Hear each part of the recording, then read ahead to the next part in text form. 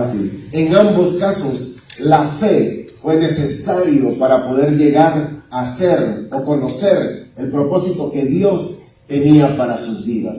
Por eso en esta mañana quiero continuar con esta serie y quiero que me acompañen, por favor, a que leamos en el primer libro de Samuel, capítulo 13, versículos 5 y 14, y dice lo siguiente: los filisteos se reunieron, un ejército poderoso de 3,000 carros de guerra, 7,000 hombres para conducirlos, tantos guerreros como los granos de arena a la orilla del mar, acamparon en Micmas, al oriente de Bet-Aven.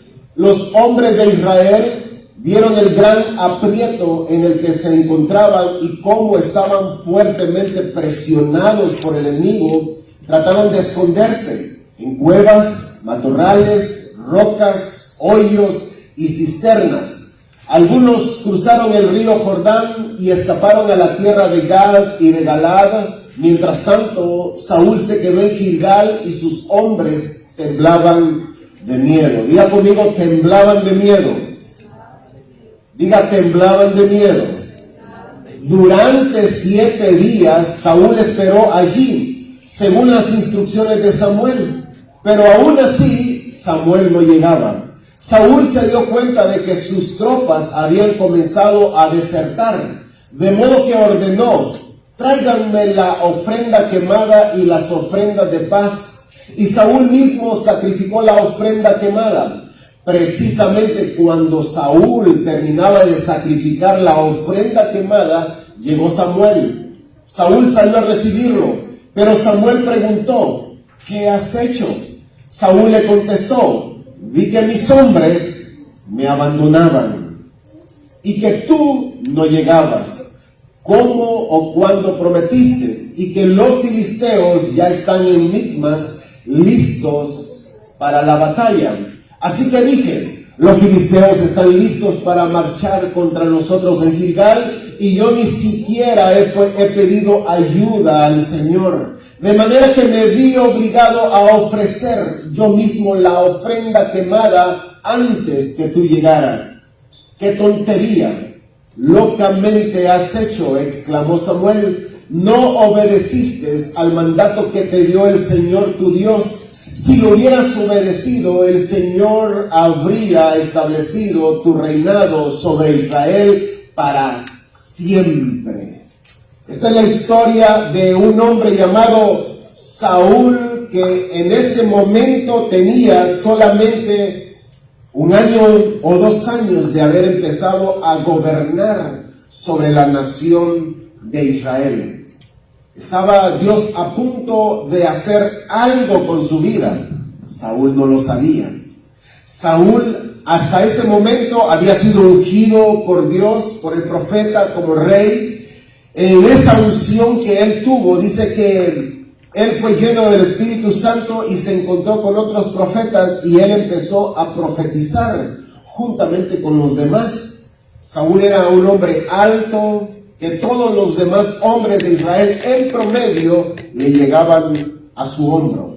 Él sobresalía sobre todos los demás. Y Dios, por alguna razón, lo había escogido a él como rey.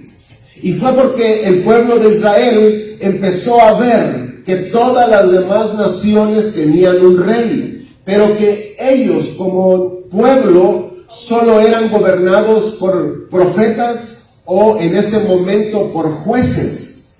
Así que en un momento estos hombres, o por lo menos los principales, se reunieron en una sesión y llamaron a Samuel y le dijeron: Samuel, queremos un rey.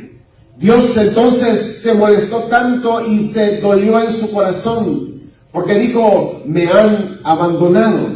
Y entonces Dios dijo: bueno, les voy a dar un rey.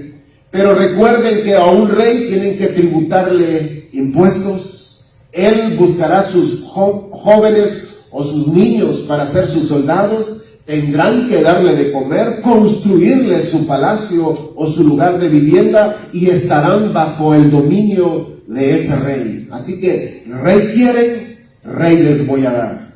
Y así fue como apareció Saúl. Dios iba a hacer algo con Saúl. Saúl no sabía qué es lo que Dios iba a hacer. Y Dios le había dado una instrucción por medio del profeta en un momento crucial de la historia de Israel. Los filisteos, que eran sus enemigos, eran mucho más grandes en número con sus soldados, hombres muy armados, hombres de guerra, con carros. Dice la palabra del Señor que los filisteos habían tomado todo el hierro y no le permitían al pueblo de Israel tener herreros ni hierro. Por lo tanto, los israelitas siempre tenían que bajar a buscar a los de Filistea para que les afilaran el cuchillo, para que les afilaran el machete, para que les afilaran el arado, para que trabajaran en el hierro. Pero Dios quería librarlos de esa esclavitud. Por lo tanto, Dios le había dado una instrucción a Saúl por medio del profeta Samuel, diciéndole: espérame 7 días nada más y yo voy a llegar. Pero los filisteos estaban en un extremo de la tierra y los israelitas estaban en este extremo. Y los israelitas empezaron a ver que eran miles de hombres armados, carros con mucha armadura, y empezaron a temblar, se llenaron de miedo. Tanto fue el miedo que los israelitas tenían que empezaron a desertar del ejército, y muchos se fueron a meter a las cisternas, a los pozos secos, a las cuevas, a los hoyos. Corrieron y cruzaron un río y se fueron hasta otra tierra que estaba detrás de ese río. Y Saúl en ese momento se quedó solamente con 600 hombres. Y estos 600 hombres, a medida también iban pasando los días, el día 1, el día 2, el día 3, el día 4, empezaron a tener miedo y empezaron a abandonarlo. Y ese abandono empezó a crear algo en el rey Saúl: inseguridad, temor. Esta inseguridad de un líder en su momento lo hizo actuar de manera errónea, loca, como dice la palabra del Señor. Él tenía preparado ya la carne, o sea, los corderos, las vacas o los toros. Tenía preparado ya el altar para poderlos sacrificar a Dios. Solamente faltaba el hombre, que era el único que podía ofrecerle sacrificio a Dios. Era Samuel, que él era profeta y era sacerdote. Los reyes no tenían autoridad para poder ofrecer un sacrificio a Dios de esa magnitud. Entonces Saúl empezó a ver que sus soldados, o por lo menos los pocos que ya tenía con él, empezaban a temblar, a tener temor, empezaban a decir cosas, empezaban a amenazarlo, a decir que nos vamos a ir, te vas a quedar solo. Y en ese momento el carácter de Saúl empezó a ponerse a prueba en su vida. Y empezó a aflorar, a salir lo que verdaderamente había dentro de ese hombre, que aunque había sido ungido por Dios, que aunque tenía el poder, tenía la autoridad, tenía el reino, tenía un problema: era inseguro, tenía temores adentro de su corazón y de su vida. Y este es uno de los problemas que más nos afectan a nosotros los seres humanos: las inseguridades, los temores. Porque nosotros generalmente empezamos a ver qué es lo que hay a nuestro alrededor, o como les decía la vez pasada, empezamos a contar cuánto tenemos en nuestra bolsa, cuánto hay en el banco, empezamos a sacar ideas, presupuesto de nuestra vida, y empezamos a llenarnos de temores, porque decimos: con esto no va a ajustar, con esto no va a poder, con esto no se va a poder lograr. Y entonces empezamos a poner nuestra mirada en las cosas que tenemos, no en el Dios que nos da las cosas a nuestra vida. Los soldados de Saúl era normal, podían tener temor, pero necesitaban de un líder que siempre les estuviera diciendo: firmes, nadie se mueva, quédense, no rompan filas, esperen aquí, aquí estoy yo. O morimos todos o nos morimos, o no morimos nadie. O corremos todos o nos quedamos todos en pie, ¿verdad? Un verdadero líder tiene seguridad de lo que está haciendo y de lo que espera hacer. Y se esperaba de Saúl esa seguridad para poder guiar los escuadrones del ejército de Israel. Saúl no sabía que esa era una prueba para su vida. Era una prueba de liderazgo, era una prueba de fe, era una prueba de confianza. Era una prueba que si la lograba pasar, iba a suceder algo tan maravilloso en su vida que el reino de él nunca, jamás le sería quitado. No estaríamos hablando del rey David como Jesús, el hijo de David. Estaríamos hablando de Jesús, el hijo de Saúl. ¿Sí me entienden lo que trato de decirles? No estaríamos diciendo David fue conforme al corazón de Dios, sino que estaríamos diciendo Saúl fue conforme al corazón de Dios. Estaríamos diciendo que de la genealogía de Saúl iba a nacer el rey de reyes y el señor de señores.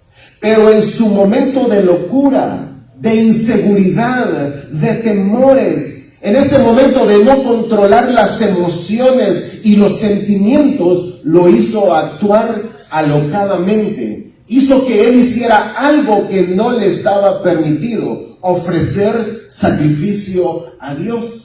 Así que como sintió la presión de la gente, es como los políticos de hoy, ¿verdad?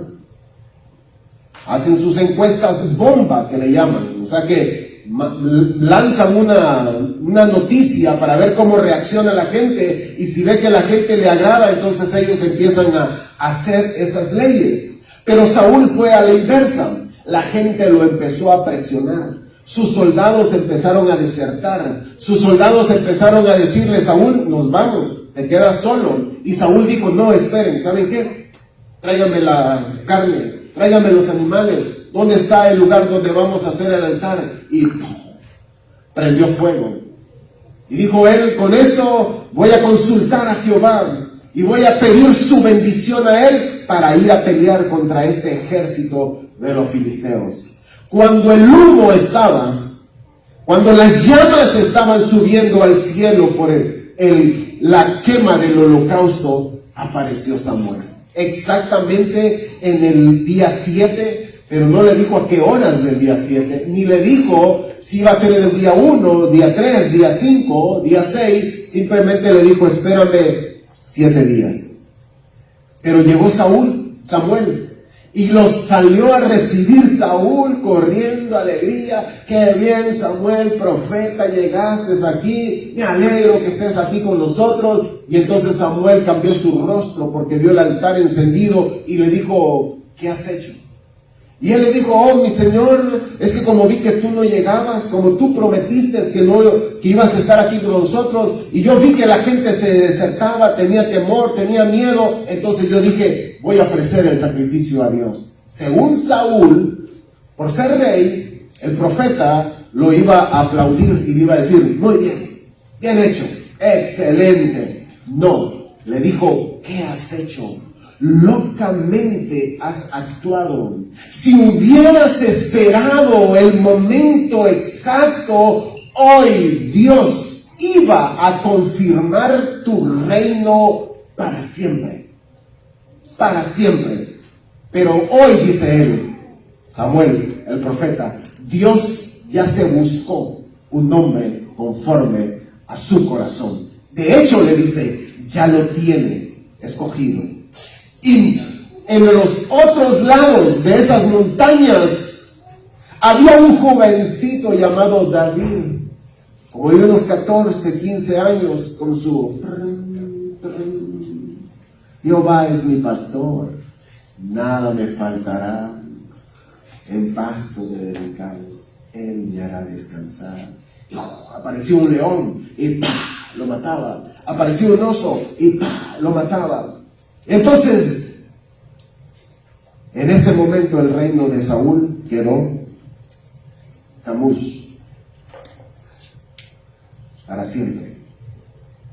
Le entró la locura en su corazón.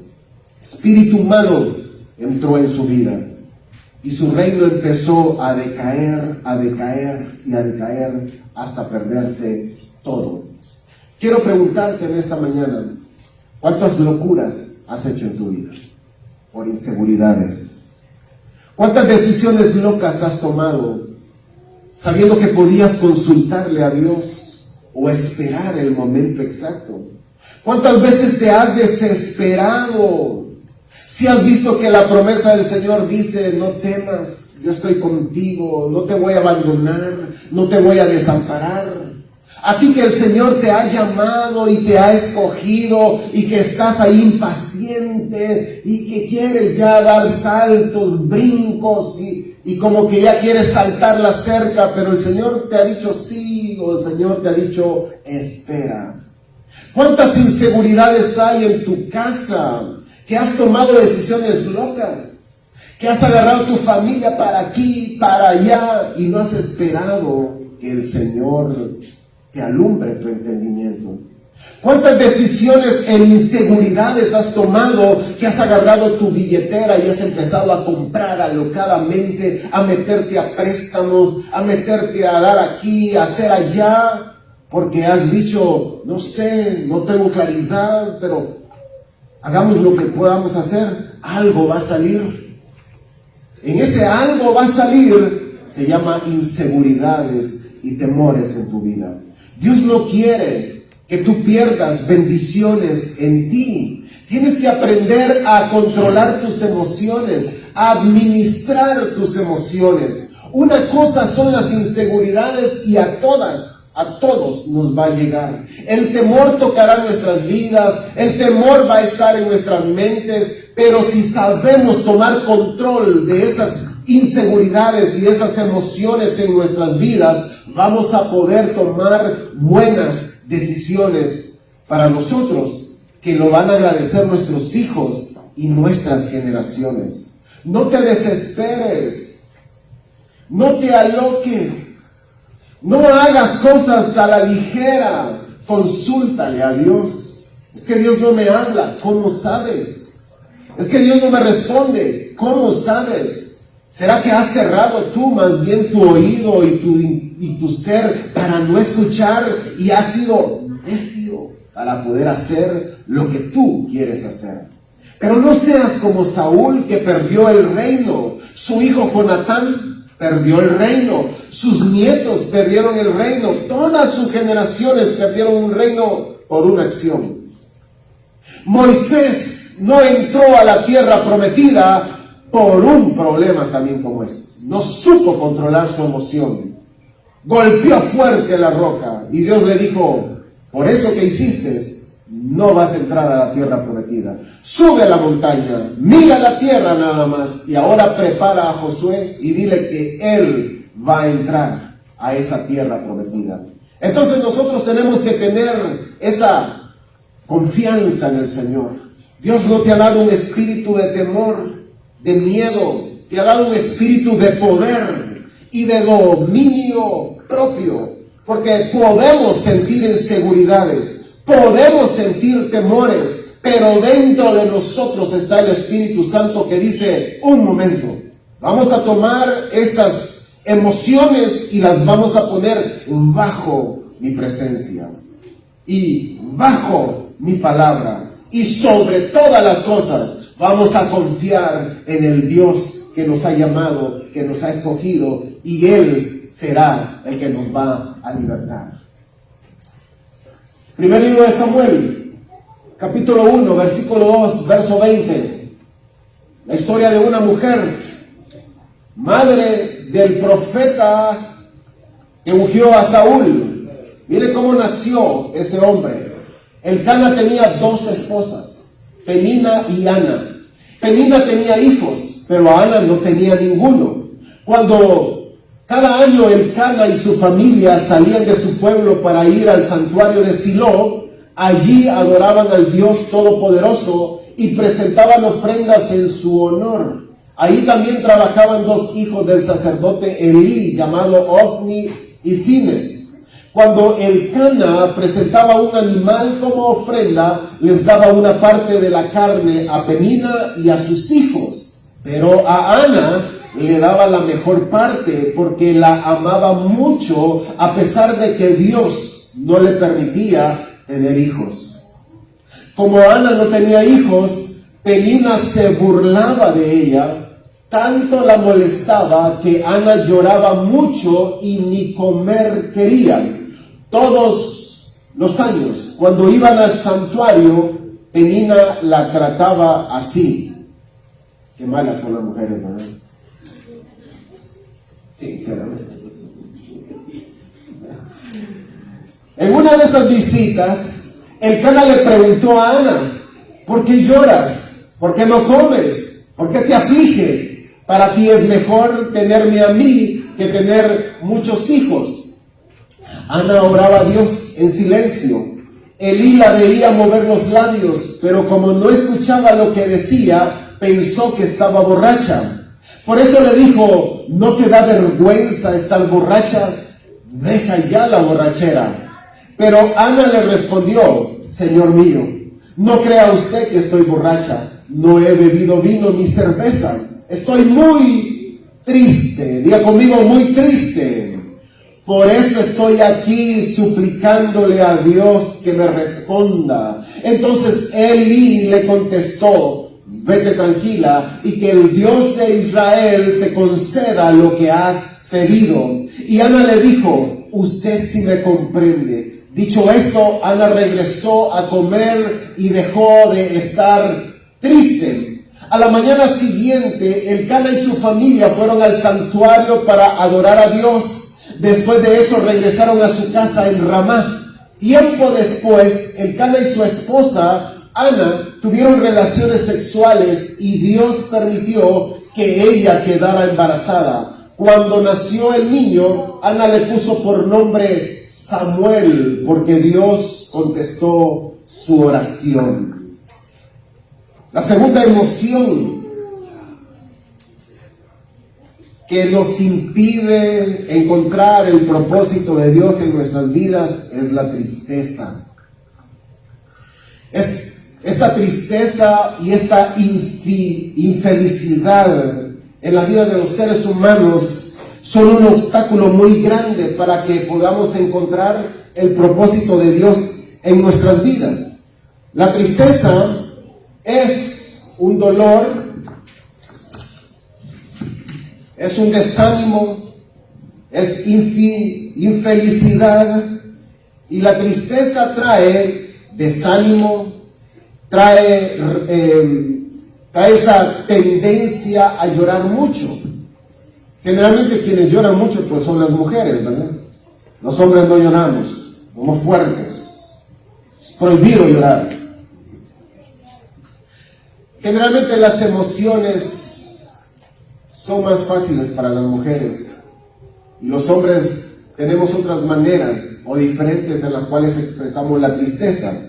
Pero cuando la tristeza es profunda, cuando la infelicidad es grande, cuando el desánimo viene a nuestras vidas, que viene por el dolor, por la muerte de un ser querido, por la pérdida financiera, porque no se dieron las cosas en la vida, por una traición, por un malentendido, la tristeza viene al corazón de la persona.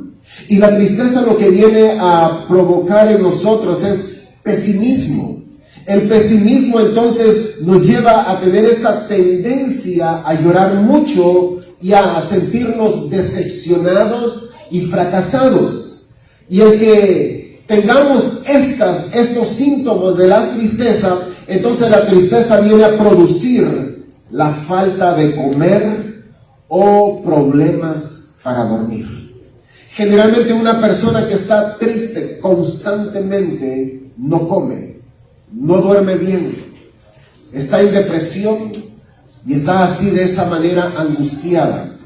Así estaba Ana. Ana pensaba que ella estaba bajo una maldición. Los judíos pensaban que las mujeres que no podían tener hijos era porque era una mujer maldita, que tenía una maldición en su vientre y que esa maldición venía a causa de algo que había pasado entre su familia o quizás en ella misma.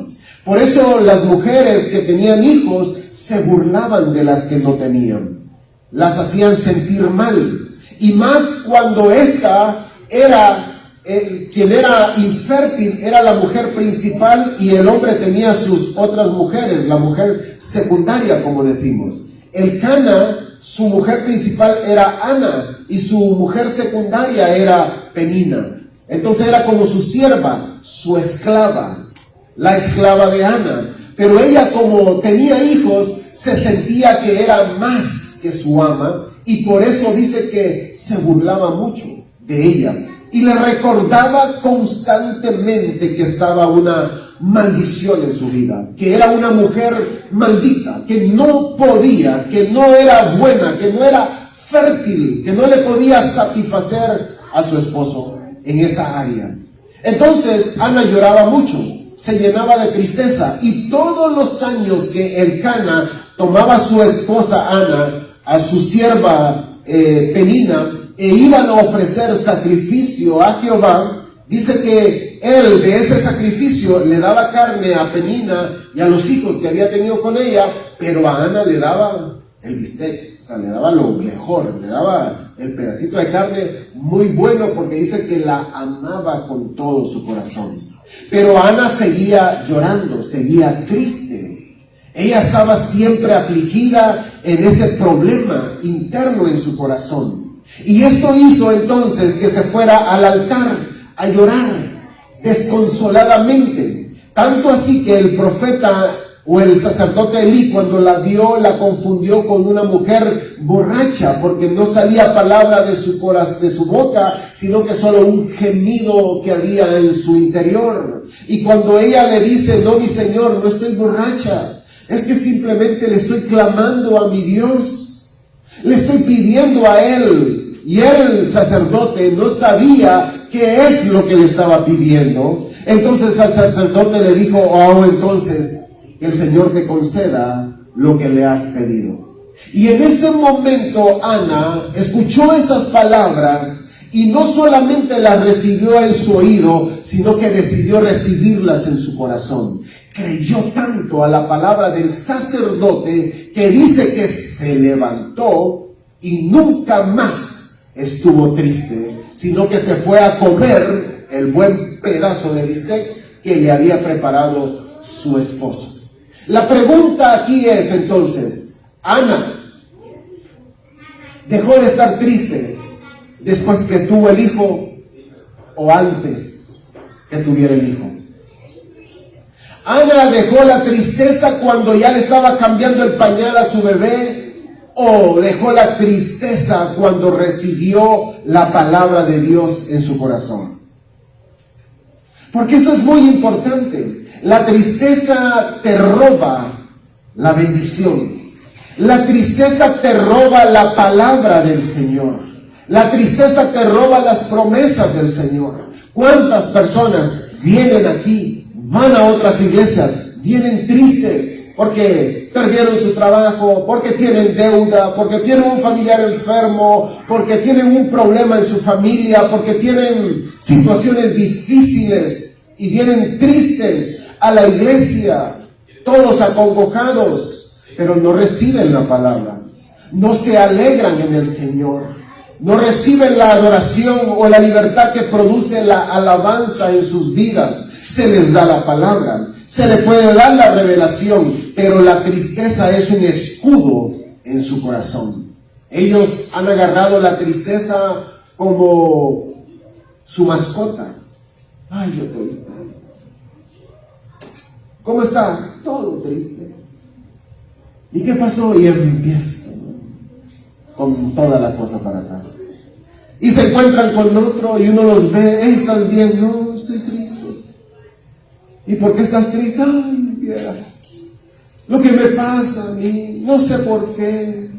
Y entonces empiezan a agarrar la tristeza y la empiezan a acariciar. Se encierran en sus cuartos, ponen música de Leo Dan, de Los Temerarios, ponen música triste y empiezan a recordar esa tristeza. Él me dejó, él me mintió, me dijo que me amaba. Empiezan con esa tristeza y tocan la puerta. Ya está la comida, no tengo hambre. Agarran la almohada, estoy triste. Enciendan el ventilador más, póngale más aire acondicionado. Quiero estar con mi tristeza durmiendo toda la noche. Quiero estar con mi tristeza todo el día.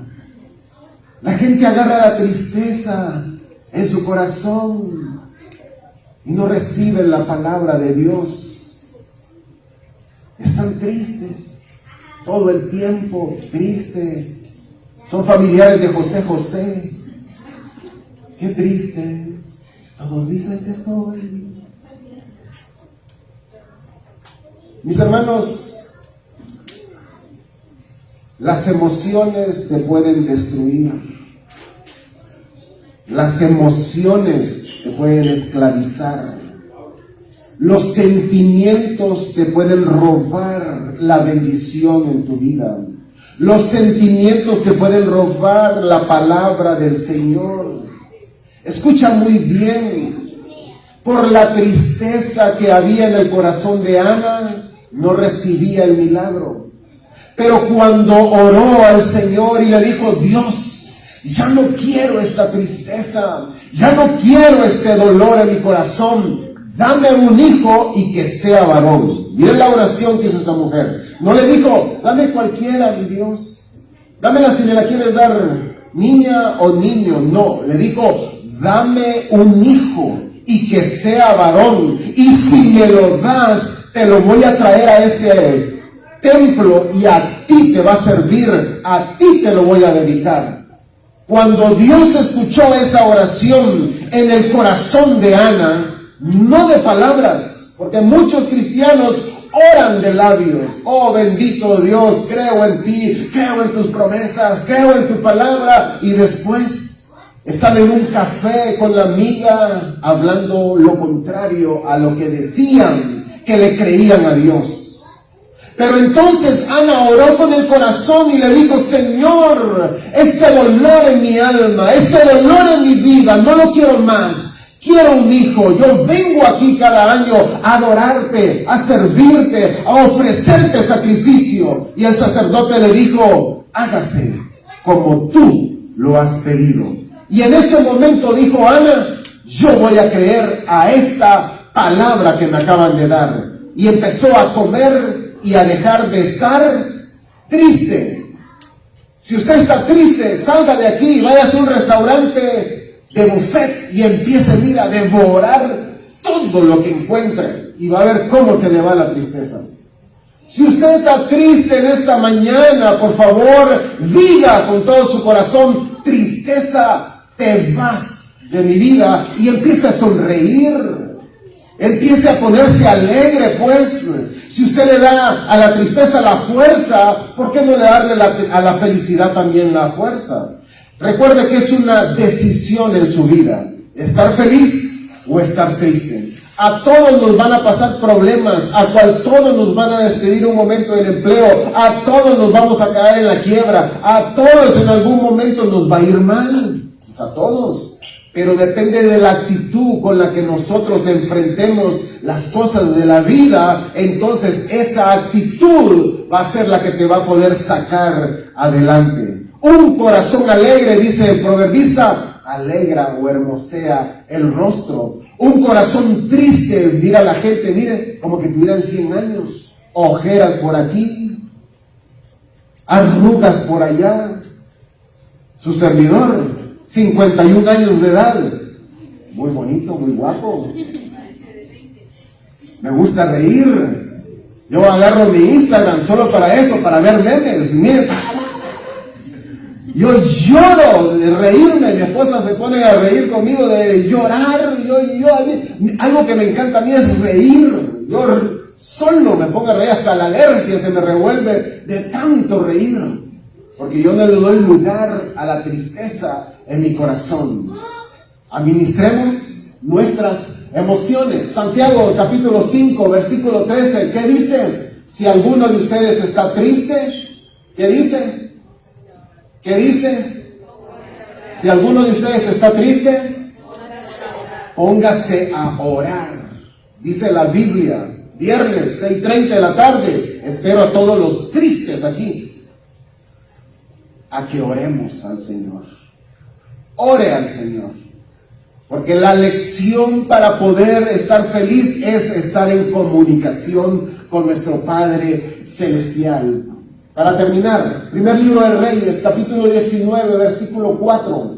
Y anduvo por un día en el desierto. Después se sentó debajo de un arbusto y estaba tan triste que se quería morir el profeta.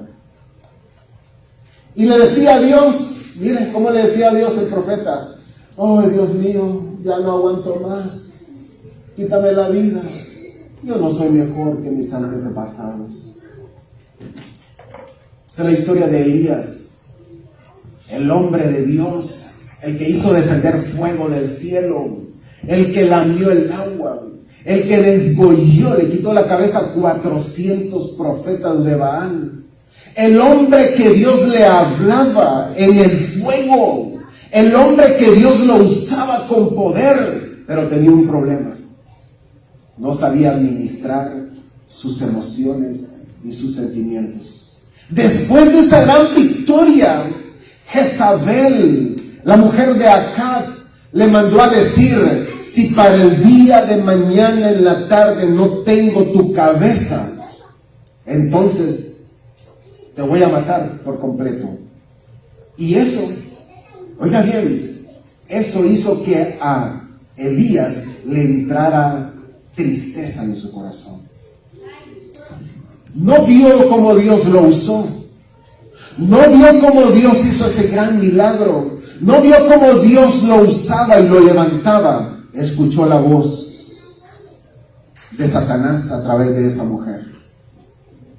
¿Cuántos de nosotros a veces estamos en esas situaciones? Escuchamos más las malas noticias y nos llenamos de tristeza.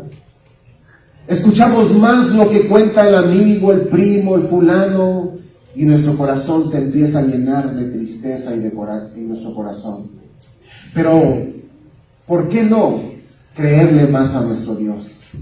¿Por qué no nosotros creerle a nuestro Padre Celestial si Él dice: yo estaré contigo todos los días de tu vida hasta el fin del mundo? Pongámonos en pie. Mis hermanos, Dios no quiere que tú batalles con tus emociones. Dios no quiere que tú estés desanimado todo el tiempo.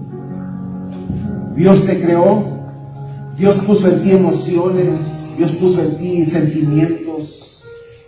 La alegría y la tristeza son parte de las emociones de la vida. Perder y ganar, reír y llorar, son parte de las emociones. Pero no por eso vas a dejar al Señor. No por eso, por tu desánimo, vas a decir: ya no quiero nada con Dios. No dejes que el desánimo y la tristeza y el dolor gobiernen tu mente y tu corazón. No permitas que esas emociones te hagan tomar malas decisiones en tu vida. Dios lo que desea es que tú vivas una vida victoriosa. El Señor dice: yo he venido a darles vida y vida en abundancia. La vida abundante que Dios tiene para tu vida depende de mucho de la actitud que tú tomes en la vida ante las situaciones de la vida. Porque un problema es un problema, nos va a sentir triste, nos va a desanimar, y Y es bien sentirse triste y es bueno desanimarse en algún momento. Lo tenemos que pasar. Pero no podemos vivir en la tristeza. No podemos vivir en el desánimo. No podemos abrirle las puertas de nuestra alma a que esas cadenas de dolor, de llanto, de tristeza, de desánimo aten tu vida. No puedes permitir que eso entre a tu casa y a tu hogar. Es un sentimiento nada más. Es una emoción nada más. Manténla en las manos del Señor. Si sientes tristeza, si sientes desánimo, el Señor te comprende. Sabe por lo que estás pasando. Sabe por lo que estás luchando. Pero el Señor mismo te ha dado la victoria. Te ha mostrado el camino.